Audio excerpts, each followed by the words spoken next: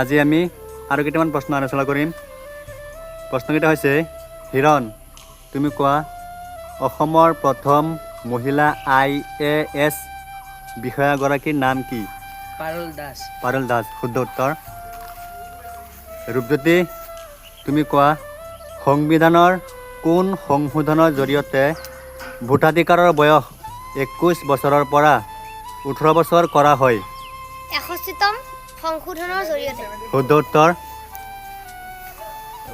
ৰাজা সেন তুমি কোৱা cabinet mission ভাৰতলৈ কেতিয়া আহিছিল? 1946 চনত। 1946 চনত শুদ্ধ উত্তৰ। মহৰ সিং তুমি ক'বা অসম সাহিত্য সভাৰ প্ৰথম অধিৱেশন ক'ত হৈছিল? শিৱসাগৰত 1917 চনত।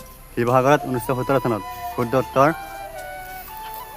দেৱজিৎ তুমি কোৱা অসম চুক্তি কেতিয়া স্বাক্ষৰিত হৈছিল?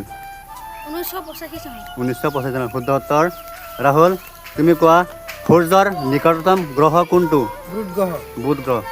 কুলদীপ তুমি কোৱা হাড় শক্তিশালী কৰিবলৈ কি ভিটামিন লাগে? Vitamin D. শুদ্ধ উত্তৰ।